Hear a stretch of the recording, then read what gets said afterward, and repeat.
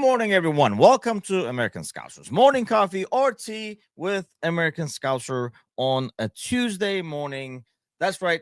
Kermit is in the house, all invisible, ready to go. Happy being green. I see already bunch in the chat. Sergi, Ryan, Tony. Good morning, gentlemen. Welcome aboard. The moment you hop in, hit that thumbs up and let's get things rolling. We got a couple of things to address this morning, and L'Oreal will be joining us shortly. We'll get the LFC Women updates, and we'll talk to her about a little bit about the Champions League game coming up as well.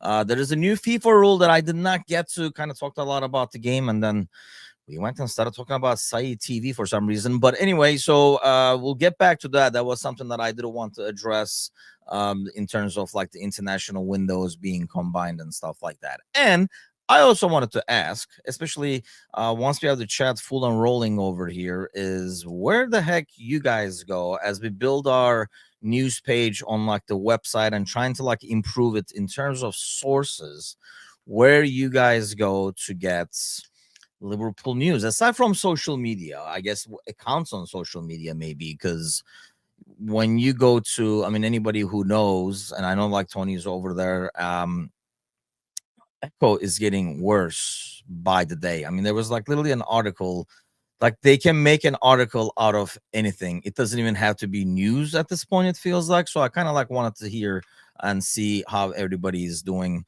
their like news gathering. Hopefully it's not me or us, any of us over here. So I wanted to kind of like find out about that, and we'll talk a little bit about that. Obviously, like I say, Laurel is going to join us.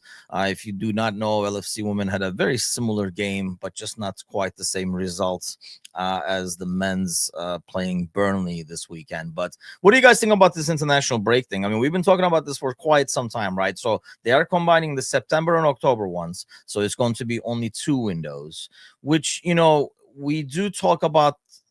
You know, why don't they just do, if you do 2, why don't we just go one step further and do 3 and just get us all off the hook over here? Maybe run the leagues for like a month, month and a half, and then do like a full month, maybe like 4 to 5 weeks of the international break. I would assume this is something the international managers also really wanted, because then there's a bit more of a consistency. Because obviously, if they play games last week. I mean, I know a lot of us are like, you know, club over country, and we don't really care as much about the international part of it. But like, if you do care about it and you watch your country and stuff like that, they played last week with a certain squad. Well, now they're going to have like 4 to 5 weeks where these guys are going to play league games. There's going to be injuries. So they almost play with like a different batch afterwards.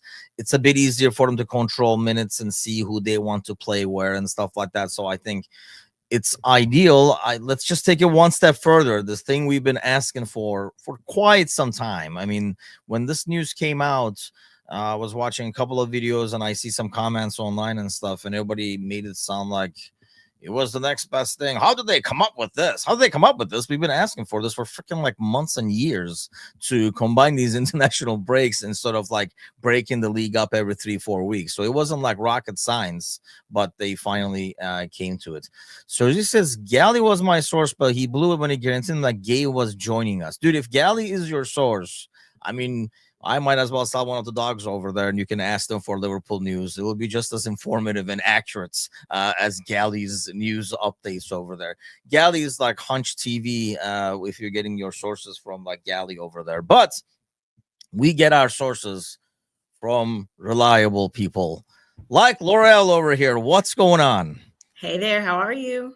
Not too shabby, not too shabby. Kind of like getting ready, slowly getting in this Champions League mode. It feels like, I mean, I don't know, man. PSG game was ages ago. It feels like we haven't had European football in decades, but it hasn't been. It's only been months. But let me ask you, I was telling them earlier, I know I did not get to watch it, but I did look at the stats and the highlights and stuff. Looks like it was the same as the Burnley game, but not the same results. Yeah, you know that meme where the animal is in the dumpster fire and he's like looking around, he goes, "This is fine. Yeah, this is fine." It feels a little bit like that right about now. It wasn't the victory that I was hoping for. There were a lot of similarities between the women's game this weekend and the boys, just different results. So we had a send off. So there was a send off in the 56th minute for dissent. It was a second yellow card, so it was no great big offense. It was just a second yellow card for the player who was arguing with the ref. And I guess they didn't appreciate the words, the prayers that they were whispering in their ear, and was sent off in the 56th minute, right? So you're like, oh man, at that time the score was 0, right? Yep. Get somebody sending off, you're going down to 10 people. We're about to turn it on, right? It's going to be like 7-0 by the end of this game. Not so much as in 3 minutes later, Emily Von Egnard or whoever scores. It doesn't matter. It wasn't our side. I don't care. So she scores, and we have no answer. And that's in the 59th minute. So for, another half an hour, we've got no answer. We've got no force behind it. Our Mia Enderby went out because she got knocked into next week by another player. And so Holland comes on, not that Holland, a different one. They both could have used that Holland sounded different one. They're both blonde, but that's where the similarities kind of stop, because she subbed on nothing, no firepower, no nothing, just some decent tries, but it was just the quality. The quality was just not there. The players just don't look like they have the stamina. They don't look like we have that killer instinct. And, the gaffer comes on and says we need to show more quality. I agree. I'm with you. The players come out and say it's not the result we wanted. And to which I hate that thing. I hate that expression. It's not the result we wanted. Not getting what you wanted is like saying, I want a chocolate cupcake, but I got a vanilla. So it's not the one I wanted, but okay. No, you lost. Let me help you here. You lost. Say it with me. And we do losing really well. Too bad that we don't get points for losing, because we haven't won since April 19th. Are you serious? Yeah. Yikes. Yeah, we lost all 4 of our friendlies to start this season. We've lost 2 games. Back in May, I think we drew once or twice, but we haven't had a straight up victory since April 19th. So that's not the result we want. No, we're losing. We're losing. And I'm not really sure how we right this ship. I don't know, one of those like video montages where the players start to like train really hard and then they like pull an airplane. Do we just not have the striker? Like, do we just not have the attacking force? I mean, obviously they got the early goal last week, but is it just a matter of not having the strike force to be able to get it across the line? Because it looked like, looking at the highlights and the stats, even before it was down to like 10v11, they kind of like dominate. And then obviously once it's 10 and they have the lead, they pull up Burnley and everybody's pretty much parked in the back. So you have a lot of shots and possession and passes and stuff like that. But it looked like a lot of like huff and puff, and that's it. Yeah. I equate it to, it's just, we don't have the finish. Like we can stay with people for a while, but then when it gets really difficult, we just can't finish. We just don't. The midfield can't finish. The front line can't finish. It's like if we played 30 minutes, we would be on top of the table. But, if we just start going to 30-minute games, we're stellar. We're going to win it all. But the problem is, I don't know if you know this or not, but we play for 90. So only I do. Apparently they don't. Yeah. Yeah. I don't know. Maybe it hasn't been shared with them. And I don't mean to be flippant, but it's like if we do something really well and get a goal early, then we go on cruise control and we can't play for the rest. If we need to come back, we don't have that, and we don't have it everywhere. It's not just. And I don't know. We didn't. Our new signings really weren't effective in this game, and so I'm not sure what Gaz has to figure out. But we got to figure out something, because we're about to we're like 10 games that we haven't won, and that has got to be just demoralizing for this team, for this for this squad. And I don't know. I mean, if anybody's out there and you are the all red, which if you're watching this pod, I mean, you got to be all red at this point. The full game is available. It's up. You can see the highlights. You can, you know, Or the low lights. Yeah, I the know, low right? lights, yeah, the under lights, as it were. But we've got a lot of things coming up because we play on the 21st against Aston Villa, good strong side, and then we have some cup game or some cup tournament game on the 24th against Sunderland, and they've got a lot of momentum headed there. And then on the 28th, we've got to show up because we're playing United, and we already lost to Everton, so we got to at least beat United. I Yeah, no mean, shit. like, I don't know. I mean, at this point, I'm like, at least get a red card, like take somebody out, do something, help the side. I mean, But it looks like, when I look at it, it's just like not the fixtures are only getting tougher. So it could be one of those years where we kind of like battle for not getting relegated and stuff. And I do not want them to go back to going back to those days, really. I mean, last year it was more like, okay, we came up, like we're kind of like, let's level out everything first. We'll slowly improve. They signed some really good players, but then when they move everybody on, and I know it's similar to the men's team where they were, I mean, we talked about it last week and we talked about it actually doing the podathon, like, so many changes. So it's going to take time, similar to what we're going with, like, the men's team. It's going to take time to get everybody settled in, but man, it's in a smaller league with almost like less games, less winnable games. There are some games where they're going to be really outmatched, but we saw it before. Sometimes this team plays to the competition too, and they take those games a bit more seriously and play accordingly, as opposed to a Leicester City game or something like that. But by the way, your jersey is very, I do love that color as well, by the way. That is like a really good color. yeah, Latif, good morning. Merhabalar. He's now in Bodrum, Turkey. He's going from tourist destination to tourist destination in Turkey. He was in Pamukkale last week. Bodrum actually is where our my mom and them are, like, because our summer house is there, and now it's like a permanent retirement location. It's like the very bottom left tip of Turkey. So that's where the Arteta era says yeah. LFC women are shites. Good Well, morning. well, and you kiss your mother with that mouth. I mean, listen, like we're not great right now. We're not showing the quality that we should. It's going to be a hard fight from here on out. We have to get better. We have to improve. We're hoping that Gareth Taylor is going to help. We hope the signings are going to help. But at the end of the day, and I was thinking about this because last week you were talking about, why people don't support both sides of the club.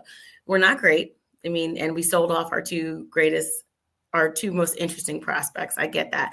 But at the end of the day, right, we are LFC fans and LFC supporters. So we support the entire club. When the nutritionalist released a book as a librarian, I went and got it, right? Because we support the club, right? We support the club. Whatever they do, we're like, oh, that's great. We love the club. We love the club. So you got to support the men and you got to support the women. And right now we're not great, but the good Do you side think is that's only like if people they come were up. good? Yeah. If they were good, because they had like really good players last year. I mean, obviously, some of them, I mean, it sounds like a little trivial amount, but record amounts for like the league in terms of like transfers. Do you think if the team was more successful, fans would not poo-poo it as much and actually follow them? Or is it because the men's team is successful, so there is no reason to? I mean, I know this, for example, from like my hometown team, Fenerbahce, when it's changed over time. When I was growing up, though, like all these other branches got more attention when the soccer team was not doing well, because you wanted some success somewhere else. So if it was the volleyball team or basketball team or whatever, they got more fans. Now it's kind of like it's got its own following over the years, and that's what I'm really kind of hoping for. But when the men's team is doing good, do you think people would still turn around and look if the LFC women team was doing well? Is it just success that's stopping people? Yeah, I think it's it's very circular. Like we need to win so people will watch, but we can't win so no one is watching. That kind of thing. And we haven't had a real breakout star. I mean, Olivia Smith and Taylor Hines were the close, but they were no media darlings. They now, of course, Olivia Smith is over there killing it and making a name, but she wasn't doing that for us. She wasn't doing super social media worthy exciting games. Like they just wasn't happening. Yeah. I think we would get more attention if we did, because I think once you start winning and are successful, you're also going to get on the national team, and England's national team does have a really strong following, and people do know who plays on the England national team. So I think, like, even if you don't specifically watch Liverpool, you're like, oh, that Liverpool player is on the England national team, and I watch when the women's Euros are on. I mean, the numbers are showing people are watching the Euros. They're watching the Women's World Cup. They're doing all of that. We're just not a part of that conversation because, well, we're not winning. And so the key to this is to win. And I mean, I do applaud the club for things that when they are trying to bring the women in, they're on all of the campaigns. Like, when they dropped the kits, they were there. They're on the side of Anfield. They're playing at Anfield. I think we are trying, but we just haven't hit that. We don't have our clap yet.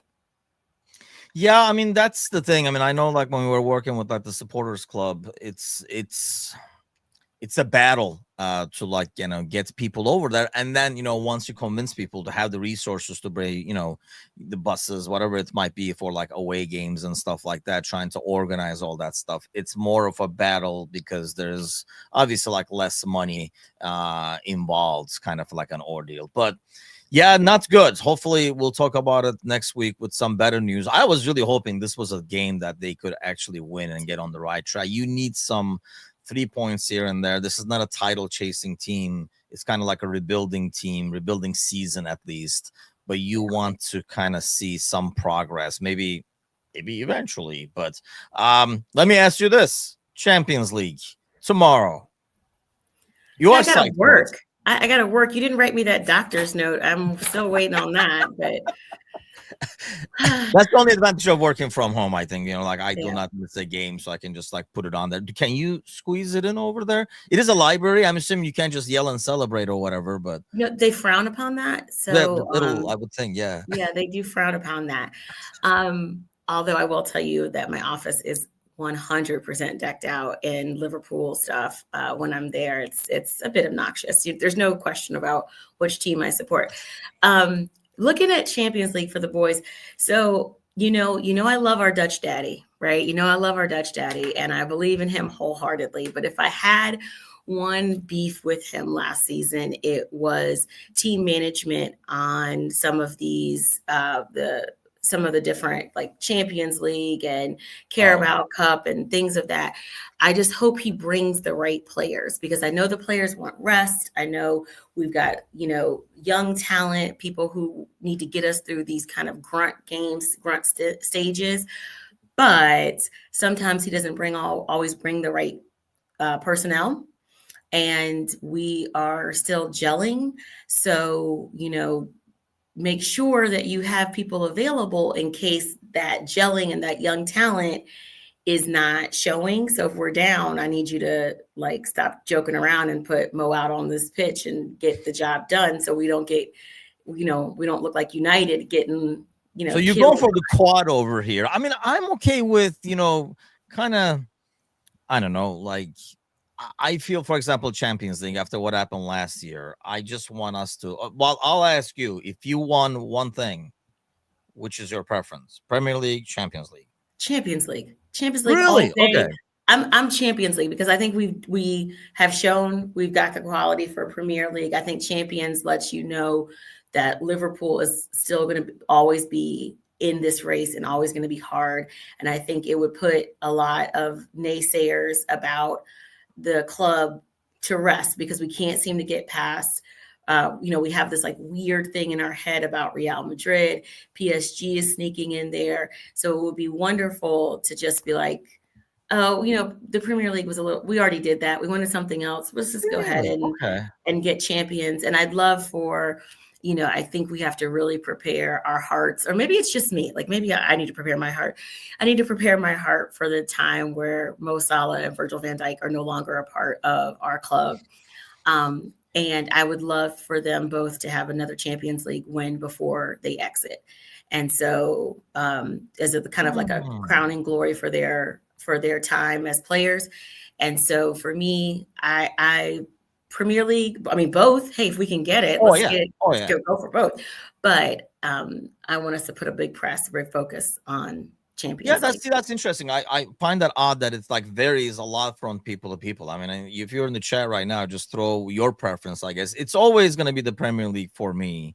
I know the other one is more global and stuff because I feel like it's a tougher accomplishment. It's a lot more rewarding. First of all, because you go in and like you have to be good the entire year, not just. You can have a cup team that kind of like, just focuses on the cup and shows up on those days and stuff. It's a lot harder. And see, that's an interesting point that you made with Van Dijk and Mo. Would it be more valuable for them in terms of their legacy to add another Champions League or to add another Premier League? Because I really feel like getting another Premier League, having won it 3 times, and more importantly, with different groups over those years would make them, I mean, they already should be and probably are like all time, but I think it takes them to another level if they win it like 3 times with different groups as they go, as opposed to a second Champions League. I don't know, that's my personal thing, but you're saying that with them, you'd rather have them win another Champions League than another league. Yes. And I also think for them, like if I was on their business team, in which I am available in case, they happen to see this, I can drop anything at any time. But I think for them, because I don't think either one of them, when they stop playing, I mean, and Virgil has showed that this weekend, right? They're not going to walk away from the game. They're going to be of that same ilk of like a David Beckham, where they're going to be a mover and shaker inside of organized football throughout the world. And so I think for them being able to do something that is bigger, not just, the English league, but being something that is European football, having that another crown, another achievement for that is going to be better for them for their future, to be able to be like, yeah, I didn't just didn't just win in England. I won all in Europe. And this is what I've been able to do, because I mean, Virgil is showing you with his youth tournament, this is something that's kind of the way that he's going to go. I don't know if either one of them will own clubs or things like that, but I don't think either one of them is going to just, sit on a beach and get a gut. I think they're going to be doing something. What's wrong with the guts, L'Oreal? Huh? Well, no. Why are you pooping the guts over here? I'm pro dad bodies. Okay. I'm pro dad bodies. Okay. Like there's no body shaming on this. Okay. American Scouser is not about body shaming. I'm just saying, I think these guys are going to want to be doing things on a bigger scale. And I think to have that, that bio that says, I won Champions League multiple times is going to mean more to the constituents and audience that they're trying to influence than saying the English League multiple times.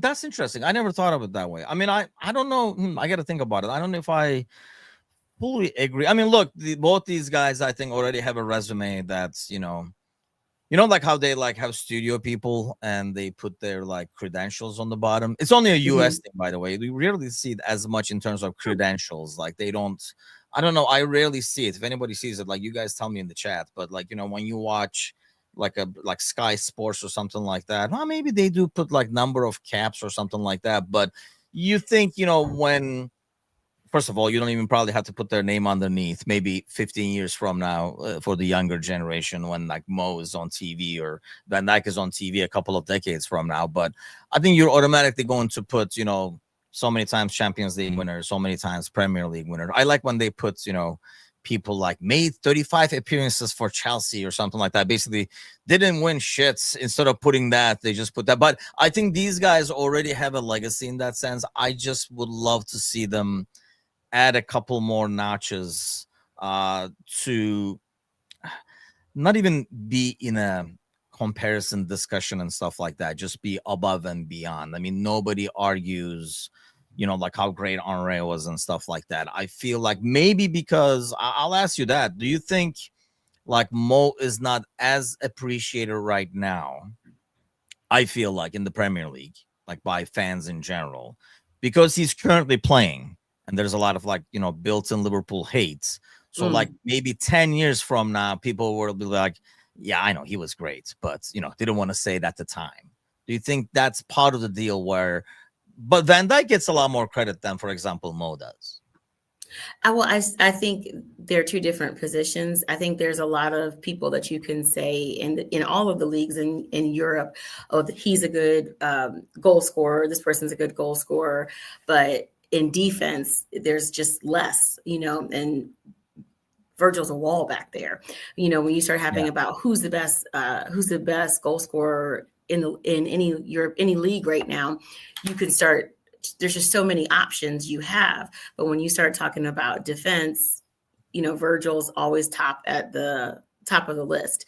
I think, yes, the inherent Liverpool hate doesn't bode well. He's also, again, not braggadocious. So you're not, when he scores, yeah, he's going to do something, but besides the thirst traps he posts on Instagram, he's not really an overly, he's very humble. And so I think that also, and he's not the typical, what we seem to think is typical as the goal scorer for a European. He's this Arab, African, Muslim player that does not fit our normal standard. And I think there's a little bit of that. And just, everybody loves their team and everybody thinks that their team is the best, but the dude every week is making another, there's another stat, another thing, and he keeps climbing up the ranks of all-time goal scorers, at least for Liverpool, for overall,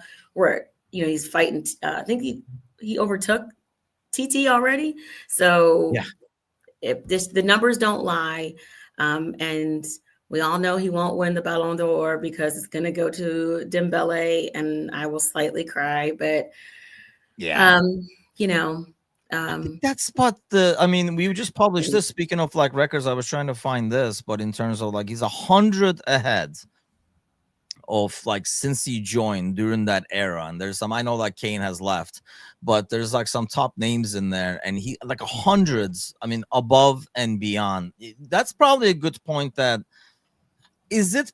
Okay, let me answer this. When we talk about, him being an Egyptian, obviously playing for like the Egyptian national team and stuff, is it because it's the Egyptian national team, like, like being the Muslim player, like in like Egypt and stuff? Or is it the fact that, Egypt as a nation does not win anything? Like if he was in another country in Europe that doesn't win anything, would it still be the same? Is it the lack of international success, or just that, we don't see him in the Euros, for example, like every, you see him in the World Cup, maybe if they qualify. So you don't see him a lot in these tournaments and stuff. So it's harder for a player to, 1 year Messi won because Argentina won like the World Cup, for example, when you go to Ballon d'Or and stuff like that. And I don't even know.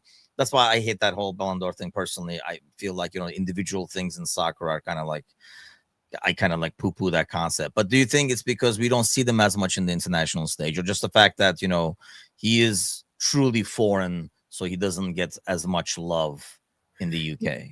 Yeah, I think that I think it's a bit of both, but I think the bigger part is you just don't even, when you start having those conversations at the pub, right? And you're arguing with somebody who you never met about something that doesn't matter loudly. And you're talking about like, who is, no, he's the best. They're going to be able to throw a Messi or somebody in there. And I'm not taking anything away from Messi, but he has all this international success and Mo doesn't have it because like another part of the club that we won't talk about, they don't win. And so you can't compare. But he also is leading a whole section of the world. Like when he plays, like when Harry Kane plays for England, yes, there are kids that want to grow up and be Harry Kane, but they also have all this other choice. And, you know, they can grow up and want to be this player or that player. But if you're in this one part of the world, he's standing up for an entire part of the world and really an entire religion. I saw some kind of stat, something crazy, you know, like that hate crimes against Muslims in Liverpool dramatically decreased after Mo started playing, because it's harder to hate up close. And so when you start to see a person and then you can connect that person with other people in your day-to-day life, it's harder to do these things. And so when you talk about legacy, you know, yes, you'll have the goals. Yes, you'll have all the wonderful things that he's done, but he's also just changed and provided support for a whole, like, not just his nation, but for this whole part of the world and for Muslims in the game. You know, I mean, if you're not going to do water breaks during Ramadan for Mo Salah, then who are you going to do it for, right? Yeah. And so that kind of bringing that, we have to make sure that Mo is able to play. We have to be able, so then that trickles to all these other players who are now able to be a consideration. So, but listen, I can talk Mo Salah all day, but I know that you've got other people that you probably want to talk about and the other things. So we'll have a special pod. That'll be a part that next year. That will be a that will be my section. My section will be welcome everybody to the Mo Salah fan club presented by me. That would be awesome, actually. Mark that hour in the next years. We were just literally talking about it last night after the podcast with Bickler about, you know, next season over here. So Bet Laurel, thanks for jumping on this morning. Hopefully next week we'll be talking about some good news. Yes, hopefully. Thank you so much. Thanks a lot. Take care. Bye. That's way too zoomed in version of me. Ryan says, when my son became an LFC supporter, the first kids were Salah and Keita. Wanting to go to school with names of men of color in the back. I mean, that's interesting, right? I mean, I think that is a great point, especially with Mo, and that isn't a whole like a odd ordeal. Like, obviously the hate crime is going down and stuff, because I think, you know, like Laurel makes a great point. It's kind of like the hard to hate on. It's easier to hate on the unknown or the outsider and stuff like that. And then when he's there and he's, you know, he's one of us, and you know, when you're one of us, we kind of like, obviously it's harder to hate, which, I mean, in the US that varies, but I think, yeah, it's amazing when we look back. I really do think a lot of it right now, and we probably have the same thing, right? It's kind of like sometimes more difficult to appreciate a player who we're going up against all the time, and maybe, you know, we're cussing his name or whatever as we're going against them. So I think over time, like maybe like in 10 to 15 years, when people look back, it will really be appreciated a lot more. And like what he's done for the sport, especially for, you know, like the Muslim players like that are following him, for one. But aside from that, I think his impact on the Premier League and what he's done, there's a bit of a built-in anti-Liverpool, like Liverpool hate, a little bit of jealousy and stuff like that when a player is playing. I really do think like in like 10 to 15 years, it will be a lot more appreciated. I do think he gets undermined a lot more right now. Van Dijk does not, though, and which is like odd, you know, like out of current players, I think everybody has a built-in respect for Van Dijk, and really they've been doing it for the same length of time. So it's not even like you can be like, oh, he's been doing it for longer. I mean, what Mo has done consistently is ridiculous when you look at it like the grand scheme of things. And I'm not even going to compare to Kane or whatever, because obviously the built-in British thing kicks in when it's somebody like Kane. But I think for like Mo to be able to do that this consistently in the toughest league is freaking amazing. And it does get like overlooked. Even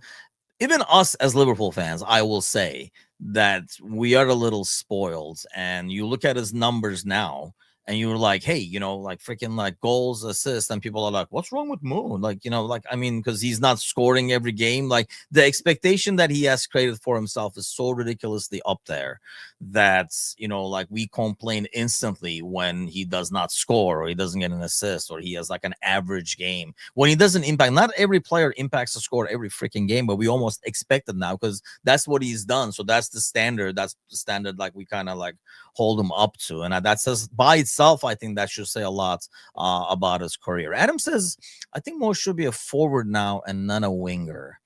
I don't know. And like, I feel like he will get lost in between a couple of center backs.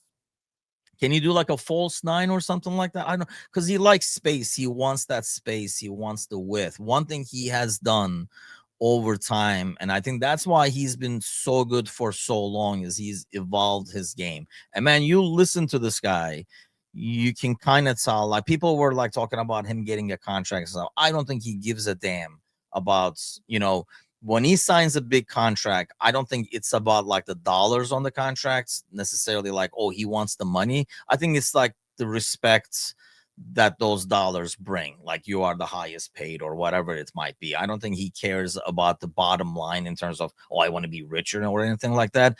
It's just a matter of like, he takes that as like a respect shown to his career and what he has done.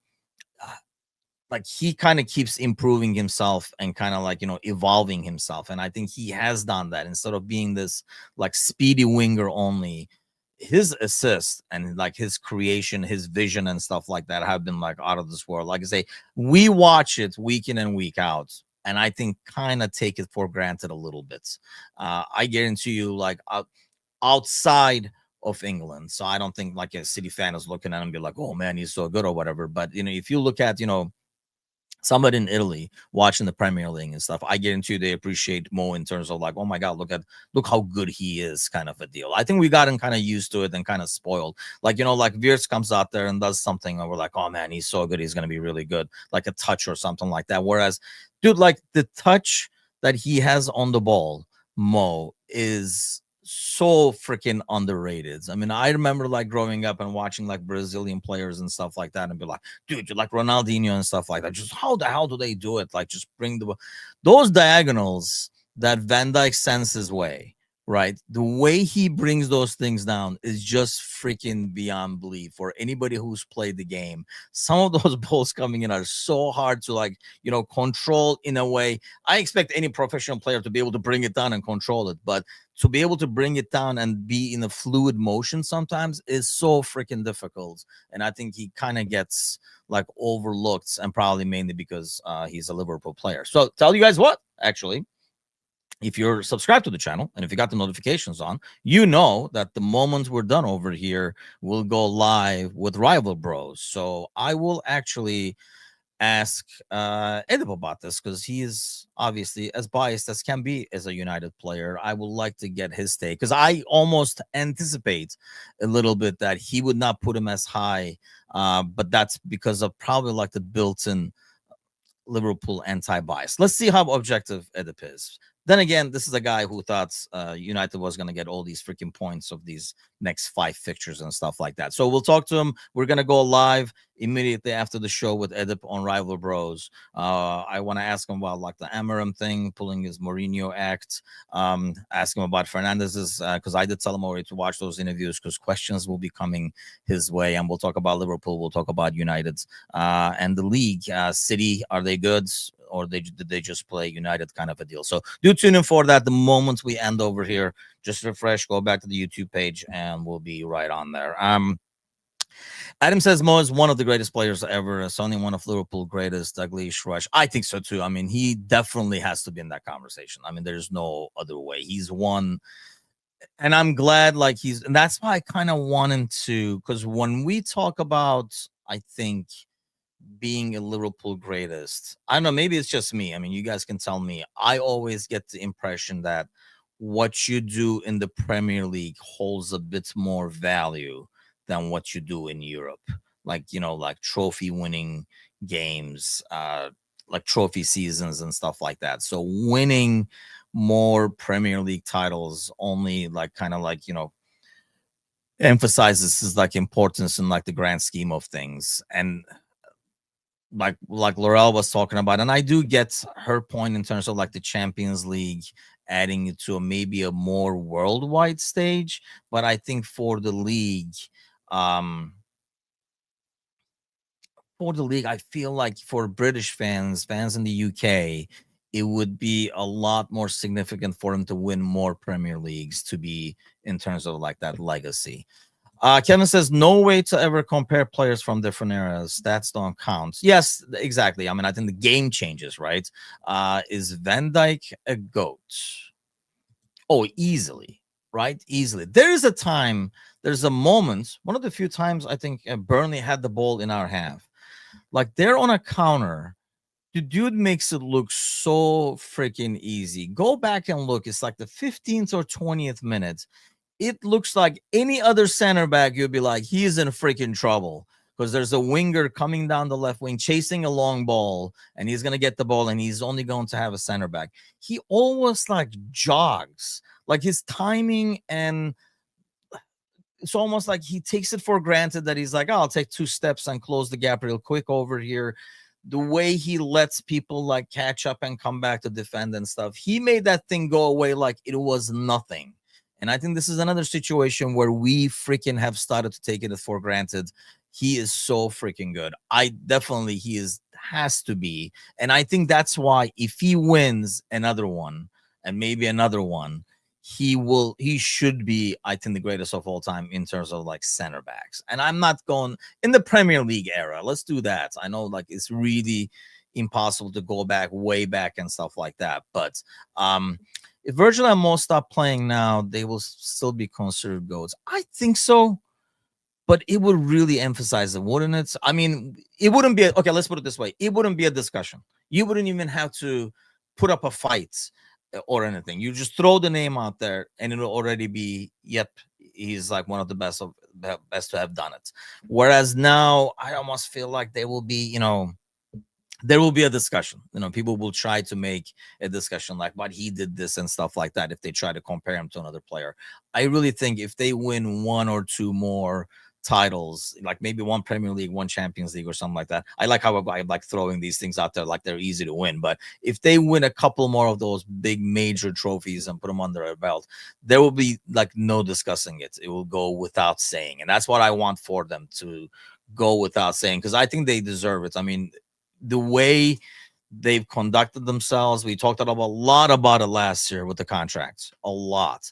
And you can argue, especially Van Dijk, the way he kind of like addressed things. But aside from that, I think like Mo, how he carries himself, what an example he is. I mean, you listen to him talk. I can listen to that guy's interviews all day when he talks about, like how he sees the game, how he sets an example, how he sees his own career, how he takes care of himself and stuff. I mean, if you have young players on your team, which we do, you signed a lot of these young guys, and go back and talk to any of these young guys, even if they have left, the Ben Dokes of the world, like Harvey and stuff like that. I guarantee you they're all going to come back to talking about Mo. I mean, it's a great thing to have for a club. I mean, we talk about this with Edip and Rival Bros all the time about like a captain, like we'll talk about Fernandez throwing, for example, Euro under the bus, even though he had nothing to do with the goal. It was Fernandez's fault. But like having those 2 guys, 1 as captains and 2, which honestly, Mo's not even a captain, right? Robo is the vice, but like almost as like a leader, let's say, not maybe captain, as a leader is unreal to have young players where you can say, see that guy over there? That's what you got to do. And I don't think you even have to say that, because I think they're at the stage where a young player will look and say, yeah, you want to have the career that Mo is having. You want to have the success that Mo is having. How is he doing it? Well, I think, like how he's doing it in terms of like the work he puts in there. We talked about this when Milner was there, right? How is he doing it still? Because of the work ethic. And I think it's huge to have guys like that on your team that can turn around and show like that everybody can look up to and say, that's it. That's what I got to do to be able to be that good. I mean, every club would have died to have people like that in their squad, and not a lot of clubs can say that. And I think if we're successful and been successful consistently, that's a huge part of it, is that culture, and to have that culture continue. Because there was a worry, right? Like when Hendo and Milner left, we kind of were like, what's going to happen to like the leadership and stuff like that? And we were kind of questioning, can Van Dijk be that guy and all that? And aside from like, Trent's vice captaincy, that was unnecessary. That's 44 minutes now, Kevin, that we got into this one. But aside from that, I mean, you having these leaders on there is huge.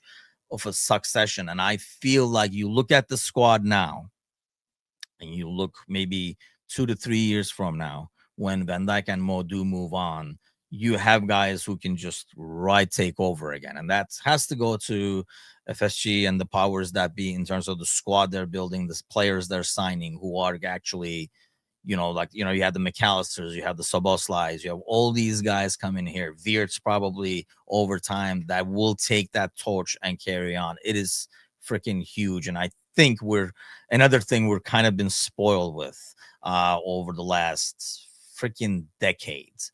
Because obviously, not to take anything away from Klopp, but you gotta give a lot. And Klopp has always done this, by the way, in terms of how, like Milner and Hendo and then Van Dijk made life really, really, easy for him, because he did not have to do a lot of the disciplining, because it was done within the leadership of the team. I think that's huge by itself. So, and no big egos. Look, there is a cocky ego. Maybe it's not ego is not the right word. There's a whole cockiness to Mo, definitely, right? Mo knows how good he is, and Mo knows what he's done. When he talks like a guy who knows he's good, right? There's a built-in cockiness. Maybe it's like self-confidence that comes across a little bit as cockiness and stuff. And I think you need to have that. But I like the fact that, he's become this guy, for example, Mo, and like I was watching his latest one with like Sky Sports, who now almost like looks at, how he can make others better too. Like passing that on he values that. And I think that's freaking huge. Not a lot of more old guys would probably more resentful of the young guys coming up than anything else. But he almost takes pride in terms of,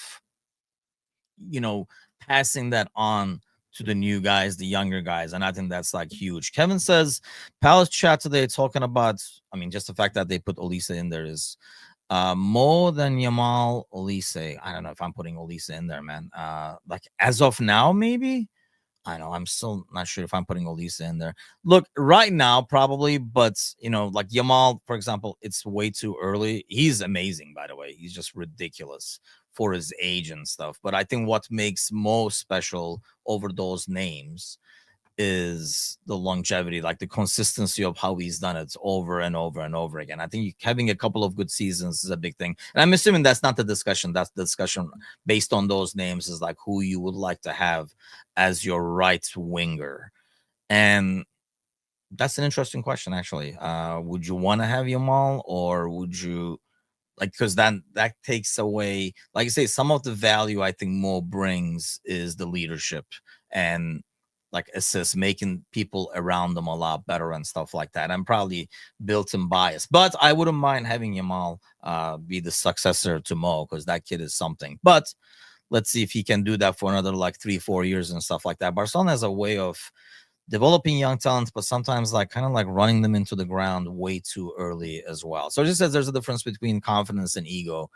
Yeah, but let's face it. Look, you're kidding yourself if you don't think Mo has an ego. Thou shalt not sign another right winger. We have not, right? To make that for one, like he's not going to look over his shoulder ever. He is the man. And I think he's earned it. Don't get me wrong. But I think there's like a certain ego to Mo, not in a negative way, though, I guess, not in a destructive way, maybe you can say, but he definitely has like an ego to him. Like when you listen to him, a lot of it comes from the confidence, but at the same time, I think it's normal for a guy like that or a guy like Van Dijk to have some kind of an ego as well. But we know what happened with like Mo and Klopp and stuff like that. I think that was one thing that Mo wants to be respected. That's like the biggest thing, and appreciated, like any of us would, right? Even if you're in like a business, you're in office, whatever you're doing, you want your work to be appreciated and recognized and stuff like that,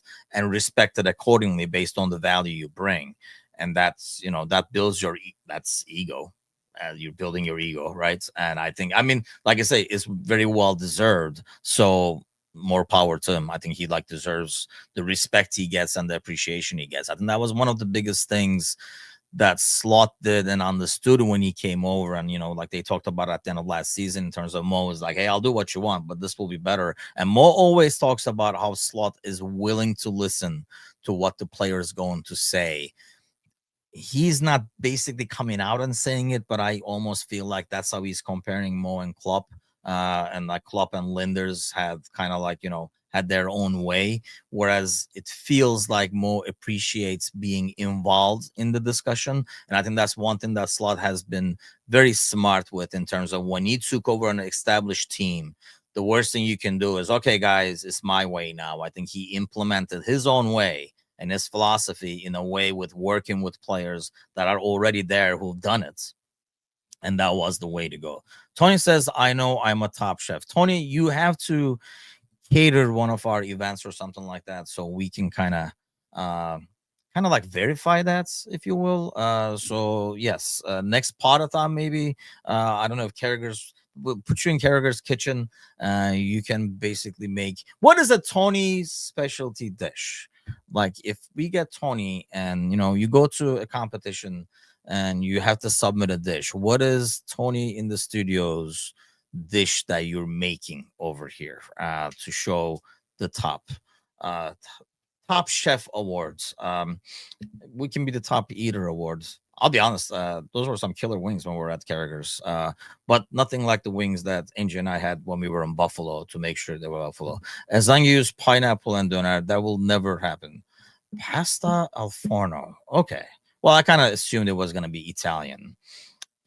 Okay. Well, I'm tempted. Definitely not tempted with the pineapple and doner or anything like that. But yeah, I mean, not a lot obviously going on. I think the press conference is going probably right now. I think it was like 9:30 my time, if I'm correct, with Slots, and I don't know who's going to be with them for like the Champions League. Um, I mean, I was going to talk about this media thing because that's what really like irked me, because I was looking for like, like headlines to kind of like go over this morning and stuff. And I look at some of these headlines. It's like, dude, you guys are not even trying at this point. They were talking about like, oh, like, will Isak get like 15 minutes and stuff? The dude just literally covered it in his last press conference. And for people to like throw stuff around, and yeah, it's just, yeah, the news source is, I mean, you might as well have Galley as your news source at this point. It is kind of like a very difficult to find actual news because everything is a stupid clickbait article that can be literally one. The headline is should be the news, but they don't put that in there. They're like, you're never going to believe.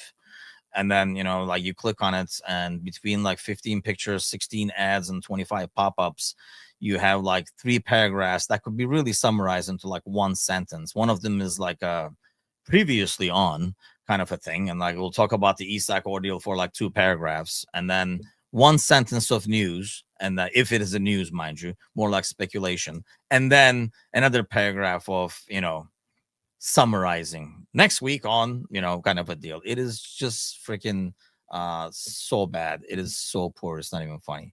Stuffed crust with mayo. What is this? Wait, that's like Brazilian food is good, actually. I'm a huge fan. It is lazy reporting. It's not even like reporting. It's just like, I don't think you have to be. Oh yeah, there you go. Yeah. There's like literally, I almost feel like it's like a 16, 17-year-old kids that it's not reporters. I don't think we have journalists anymore. We don't have reporters anymore. You have 1 or 2 actual sources who are probably at the training ground most of the time, and that's it. And then there's people in the office like trying to, basically their job is measured by how many clicks that headline is going to get, how many pop-ups while people are on there, how long they're going to stay on that page, or they're going to click something by mistake and go to another stupid page and all that. So it's very, very poor. I mean, we're establishing kind of like trying to improve our like page on the website, and with like the Liverpool news, and like we use BBC and ESPN and stuff like that. I mean, really, like we literally had to remove Echo out of there because it's nothing but just clickbait. It's not news. Like I just want that page to be, so when people wake up, you go to the website and you kind of look at it and you can see like legit headlines and stuff like that. So Man, where have you been? Where have you been? We were talking about you and how you started the Yim thing in the first place. I think it was like yesterday, but deep fried Mars bars with chili ice cream. What the hell is that? It sounds interesting, but I have no idea about deep fried Mars bars. I haven't had like is Mars still a thing? By the way, because I don't think I've seen Mars in ages over there. But yeah, Ozan, man. Yeah, no partner. We had L'Oreal on earlier, but no partner yesterday. Mateusz the Prince is traveling around Italy as we speak, actually. So he's going around doing all that. And Mark is actually moving. I think like partially he was in like London, so he couldn't make it this morning, but he'll be back in action next Tuesday over here. Wait, I have a favor to ask. Speaking of, because tomorrow we will have John with me in the morning, and on Thursday it'll be John and Audrey joining us. Hopefully, we'll be talking about a Champions League win. But the biggest thing is when we talk to John tomorrow, and I want the audience. Hopefully, he's not watching, so I want everybody tomorrow morning when John comes on. Hopefully, he doesn't watch the end of the show today.